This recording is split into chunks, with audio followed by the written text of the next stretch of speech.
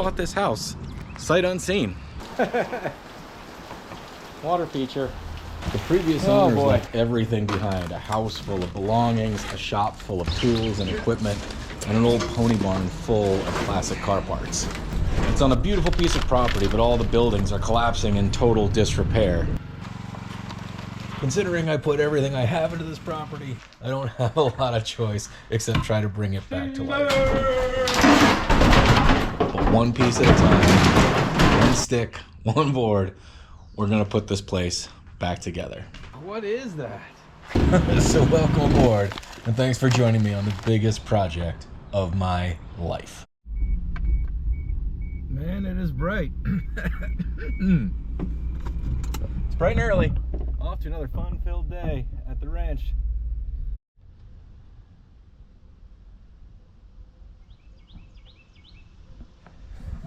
It's a bright, peaceful morning here in this scrap heap. Ah, boy. Yeah, we got a lot to do. All right.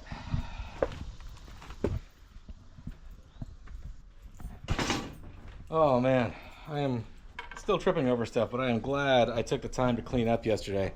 We had quite a mess in here. So the goal today is to finish framing this bathroom, and this bathroom, and this closet. It's fine. Got to make sure our brains are working. It's the challenge.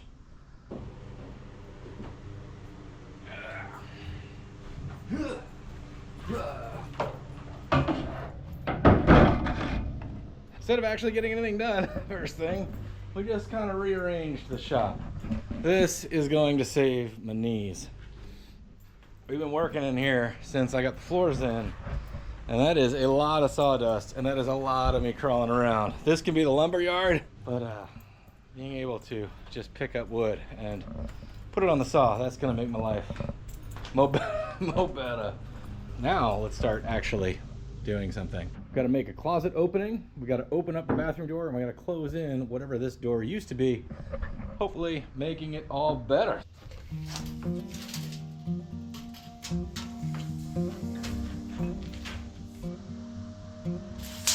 Man, this is already so much better. So much better. Block.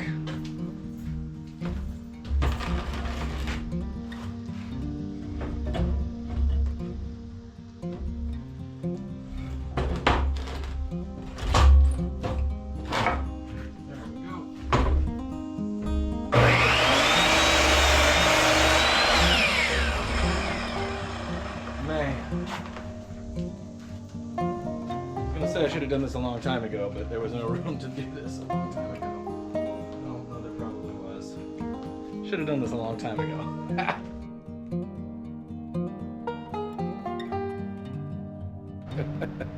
So I'm like 2 seconds in, just knocking the rest of the drywall around this door frame. So this is a 2-inch door, and I want to open it up to a 30-inch. But so I knocked the rest of the drywall off, and it's actually not attached at all at the top. I'm not sure if it's attached to the bottom, but that's not, which I was gonna leave that door frame, but we'll at least check the hardware. Even though it's not right, we're just gonna let it ride. But this one apparently wasn't doing nothing. I shouldn't be surprised by this stuff, but it is always curious. So, and there was evidence of a stud where I put this one. So at some point, this wasn't a door, then it was a door, and now it's not a door.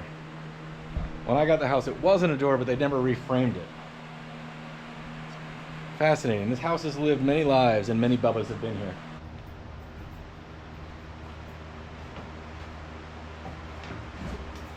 I mean, this is a load-bearing wall. That's...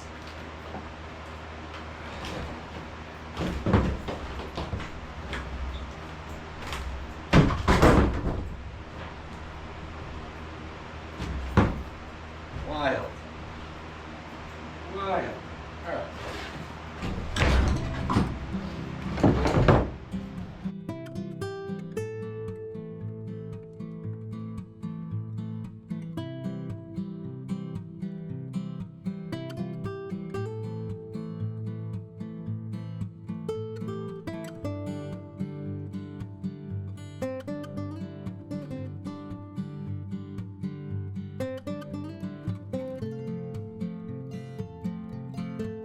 All right, gang, we're plugging away here.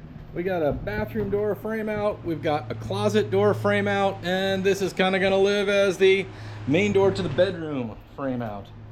It's still a pretty small bedroom, but I think it's in pretty decent use of space. There will be decent enough closet space, plus it has its own bathroom.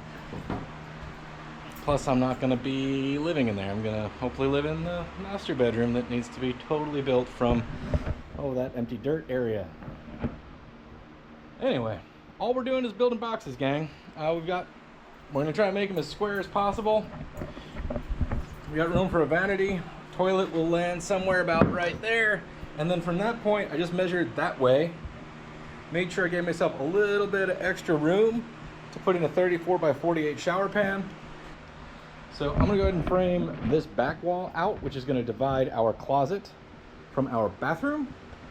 And then inside this closet is actually another closet for our air handler unit, because I have one in my attic and I hate having to climb into the attic just to change a filter. It makes the maintenance not happen as much as it should. So I would rather the serviceability and lose the ground floor space.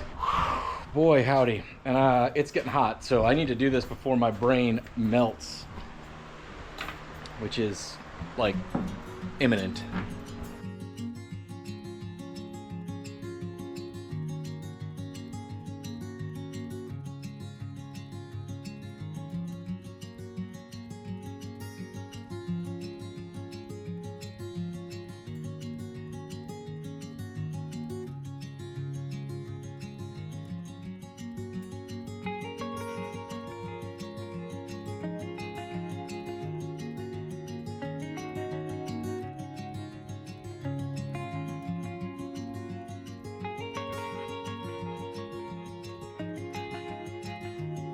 Gang, I have struggled with every one of these door rough openings, and I have no idea why. I mean, it's basically 2 inches wider than the door you want and 2 inches taller-ish than the door you want, and everything will be a-okay.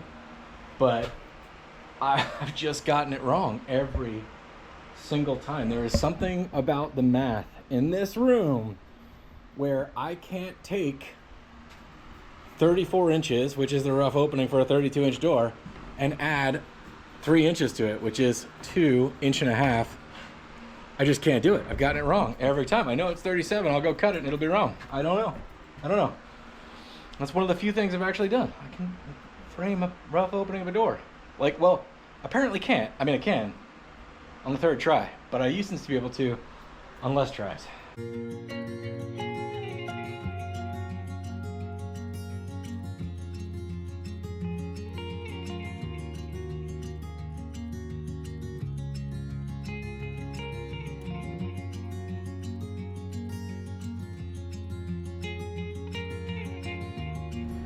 Dudes and dudeads, we are sneaking up on it. It is 93 degrees outside, and if you step out of this building, it feels significantly cooler. So I'm thinking it's around like 97, 98 in here. Despite that, I'm still bolstered by, some success. Guys, I got some experience in this, but I am definitely not a house framer, but you can do this. We're building some squares. So behind me is bathroom number 1 that will ultimately lead into living room. Around the corner, we have a framed out door for our utility closet. This will either hold the air handler or be a linen closet. I wanted to hold the air handler, but if for some reason that doesn't work via the air handler type, then, whatever. It's still closet space.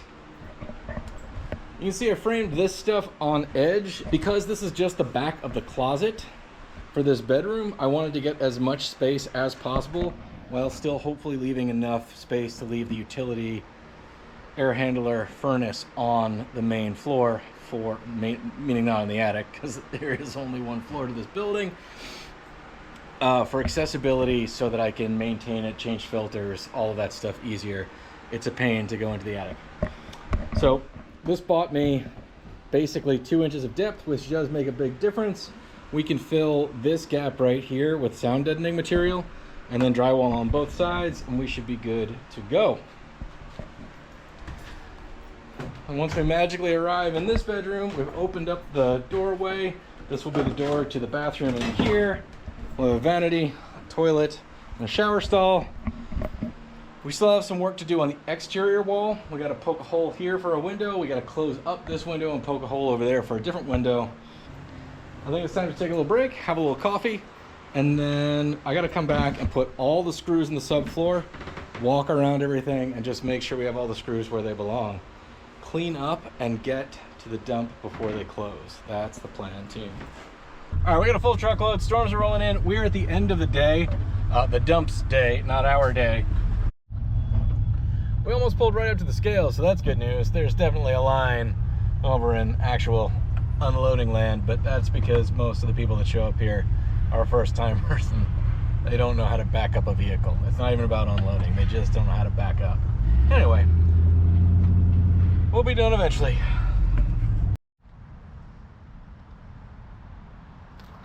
All right, gang, as you know, working around the ranch and everything else I do, I rely on one of these an awful lot. In fact, I am a master. Check this out. And you just gotta crouch down, crouch down, crouch down. Come on. And there you go. 12-foot 1. But if you don't want to spend decades learning my little circus trick, grab yourself one of these. It's a MILESEEY S50 green laser measure. I've had a laser measure in my toolkit for a very long time now, but this is the best one I've ever used. I'll tell you more about that in just a minute. So we're trying to measure to a difficult spot to get to, like the top of the ridge in this room. What we've got to do is put our laser measure on the ground, press our button, put our bright green laser dot right on the point we want to measure to, and mash the button. 12-foot 1 inch. And as you guys know, I work alone a lot. This is actually how I was able to determine that this room we're in isn't square. I was able to take the measurements of all the walls. So after I got the lengths of all the walls, I was also able to shoot the diagonals. And right here on the device, it stores the last 30 measurements that you took. So this has 18 different measuring modes, but what sets this tool apart from all the other laser measures I've used is the display. It gives you a graphic representation of how to use that particular measuring tool. For example, this thing will calculate area for you. It wants the height. You got it. Now it's asking me for the length. You got it. And then we have the details. Got an 8-foot wall, 12-foot 8 long. That is 102 square feet. So following the prompts makes it extremely user-friendly, and I didn't have to write down any measurements, and its math is definitely faster than mine and probably more accurate. The basic measuring capability and accuracy make it invaluable for my toolkit, but the 18 different modes with the user-friendly interface are what really set this thing apart. If you're ready to pick one of these up for yourself, there's some links right down here in the description.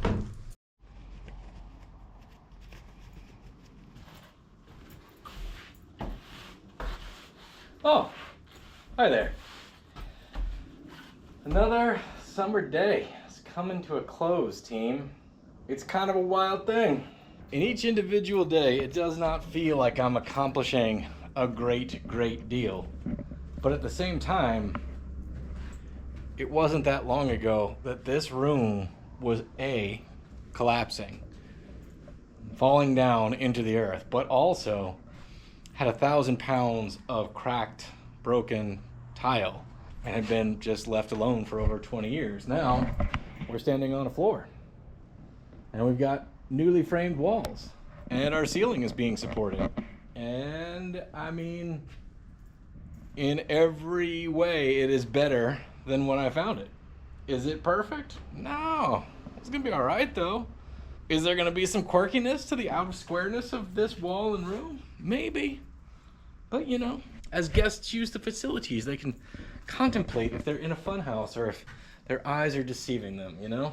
I mean, with this project, I am absolutely building off skills that I had, but the skills that I had were not necessarily the ones I specifically needed to do this job. So take that to be any experience that you get. Like I reframed the doors a bunch of times. There's a bunch of things that there are plenty of things that I've done twice in here, but I figured out what I did wrong and then did them more better. And if you're not afraid to just make that first mistake, then you can do this stuff, right? Like, you're already watching the YouTubes about it.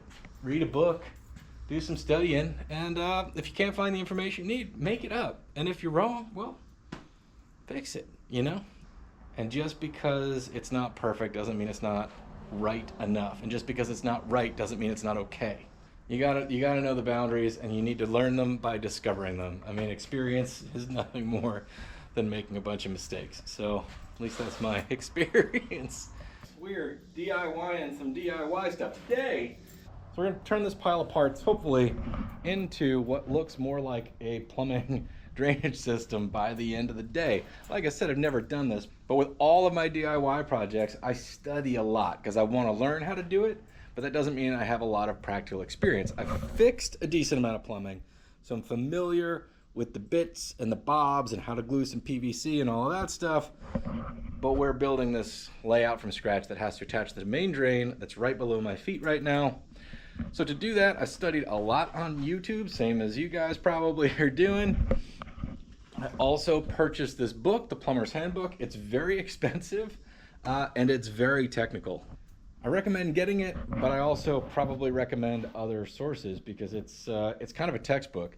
I feel like I could pass an exam on it, but I don't necessarily know that I could make decisions based on what, why, and how something might be better. Let's talk about the plan. Bathtub, toilet, lavatory. That's plumbing terms for the vanity sink situation that goes in a bathroom. If that wasn't enough for a new kid like me, on the other side, we are mirroring that kind of. In here, we're gonna do lavatory, toilet, shower stall. So we'll have back-to-back plumbing and drains in this wall, hopefully that will all connect and all vent together. I think if you look on the internet for back-to-back bathroom layouts, you usually see them directly mirrored. I don't want my shower wall and bathtub wall back-to-back because if I have a plumbing issue for anything in the wall, think about like the valves or whatever, I don't want to have to remove one of the two to get into the wall. So in this case, the bathtub will back up to this wall and I will have a sink and vanity here. So if I need to do plumbing work because I have a leak or something for the bathtub, all I have to do is move the vanity and I can get into the wall and I can fix it. Vice versa on the shower stall. Get off of there. Let's talk about some general standards so we can start doing our layout. First of all, bathtub didn't really come with instructions about layout and where to line everything up, so I put the bathtub in place and just, you know, marked out exactly where the drain hole is. So we'll cut a hole for that. The center of the toilet drain needs to be 15 inches away on either side from the nearest thing. So we've got that set up. Also, we're avoiding the floor joist that rolls right here. And coming off the wall, 12.5 inches.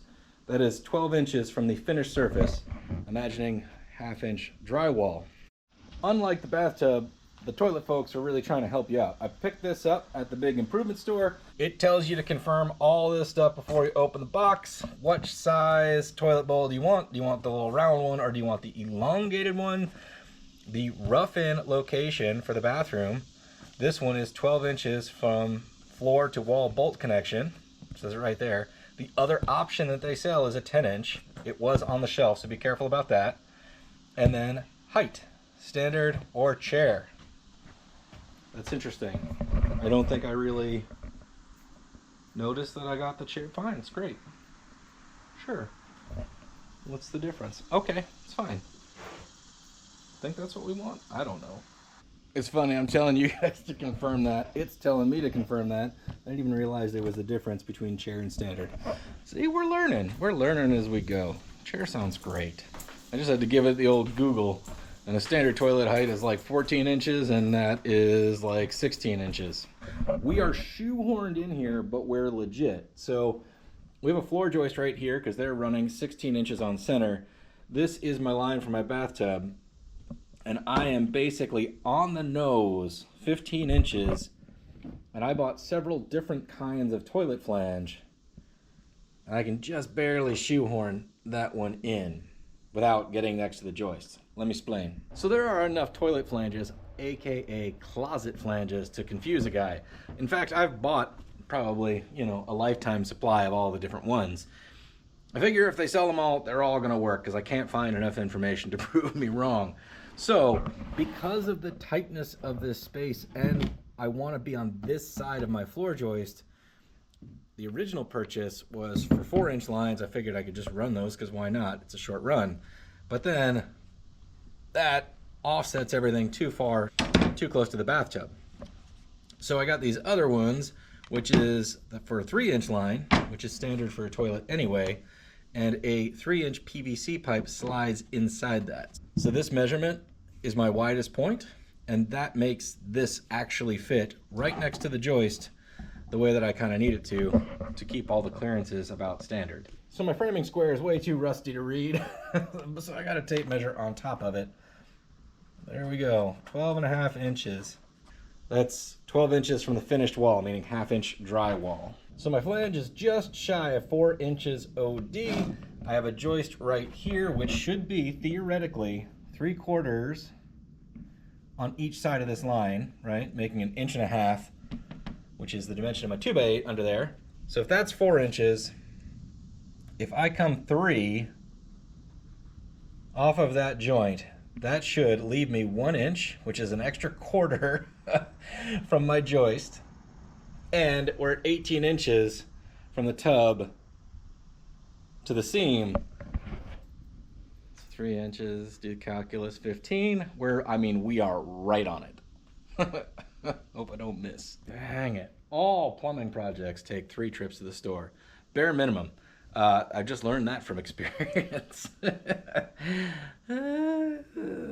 wonder if real plumbers have at least 3 trips to their truck. Anyway, my plan was just to use a jigsaw to cut out this 4-inch hole, but I think at this point, being sure I'm centered, obviously I'd be far more accurate with a hole saw because it would center and then drill the hole, which is really, I should just go buy one because it's not like I don't need it and won't need it in the future. Poo. But 1 trip and 40 American dollars later. It's kind of funny. I've been planning on doing this for ever, and I've been buying plumbing parts and stuff since, oh, who knows when. And I never bought one of these or thought about it until the day I was going to install it and went, huh, I don't have a hole making happener. This is just part of the process for me, gang. Inefficiencies happen. You just gotta laugh a little bit. If you get frustrated, man, it's only gonna make your day worse. It's not gonna make it go any faster, that's for sure. Have a chuckle. All right, should be just the right size. It's my experience, these walk just a little bit, so it should open that hole up a fuzz over. We'll see. That looks about right. Just kind of see our mark down in there. I can see it at least. We should clear the joist, barely.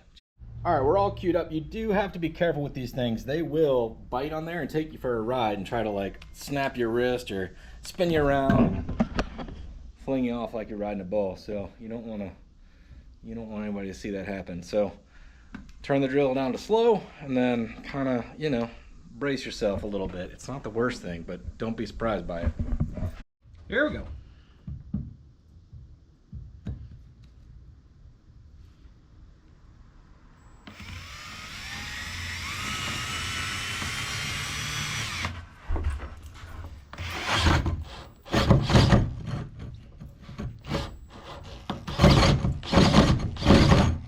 Like that.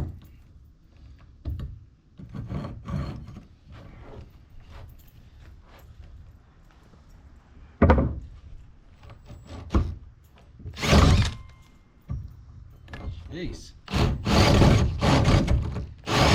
Thing's got some teeth.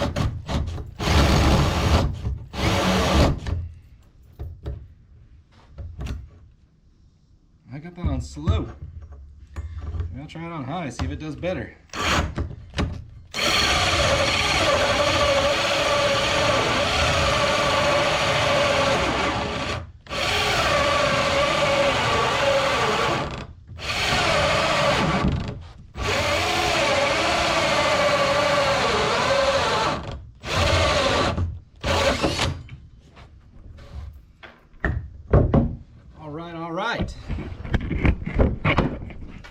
Fortunately for me, our calculus worked out.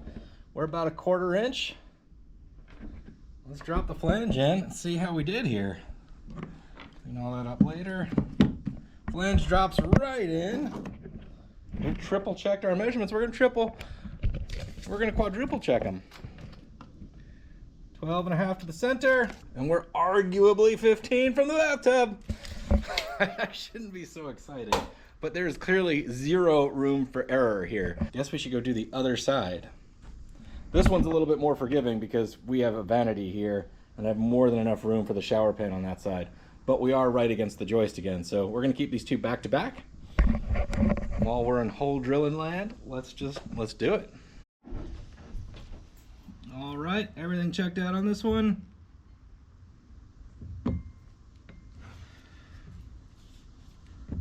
There we go.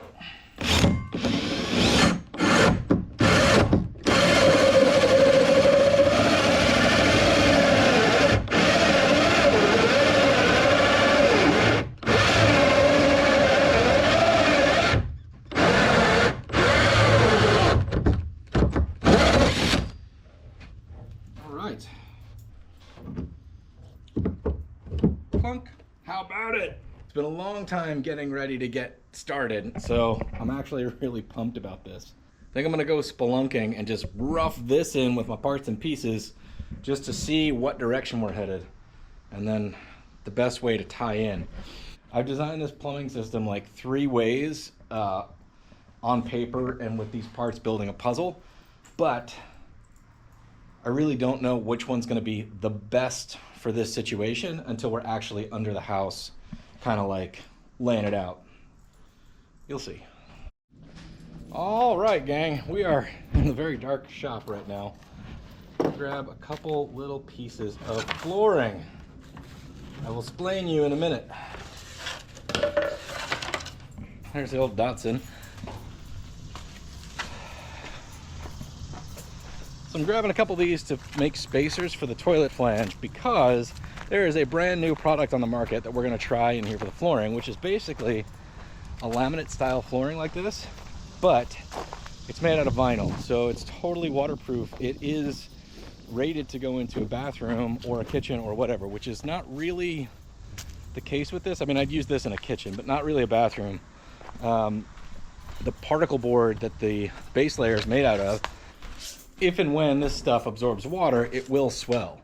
And that's not what you want for a bathroom. It's just not designed for that.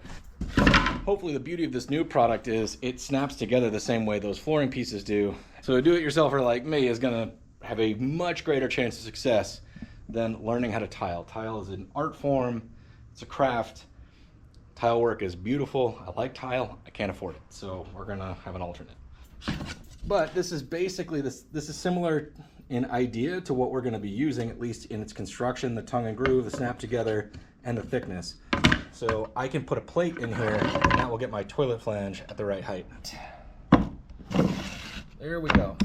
So all the subfloor system, everything was designed for these laminate style snap together floors. It's kind of good to know that in advance, because if you're using real hardwood, it's totally different thickness. If you're doing a tile layer, like, good on you. I am not. So the subfloor is based on the transitions into the other rooms, assuming this thickness of final flooring. Got to grab a new breakdancing cardboard. This stuff ought to be extra good because it's got a slippery side. Regular side, slippery side. So once I had the floors completely out of here and I took out the cast iron pipe, I spent a lot of time scratching my melon, buying parts, and sort of putting it together in my head based on my reference material, my book, stuff I'd researched on the internet. But it became apparent that you can't really do anything without the floors being in. So when we built the floors over the last few days and framed these walls, I left myself this gap so that I can hopefully more easily access the plumbing as opposed to going outside, around the house, in through the crawl space, turning the corner, coming over here and back. So with this 8-foot plus piece of sliding cardboard, I should be able to get in and out, hopefully easy enough, because I'm gonna be doing it all day. All right, it is hot. So I did do a decent job of cleaning out the crawl space before I put the floors in, so I missed a couple screws. Gotta deal with that. Okay, that's fine, whatever. But now with the breakdancing cardboard, we can get in here. And there we go. We got a view.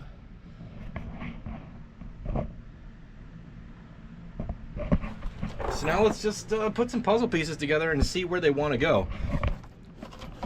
My main drain line is right here. It's pretty modifiable. I can extend it. We can make a stack that goes up. We can do a Y or a 90 elbow like this, what I was experimenting with. We just got to figure out where it goes and keep the, you know, standard plumbing code slopes in mind, which should be pretty easy to do.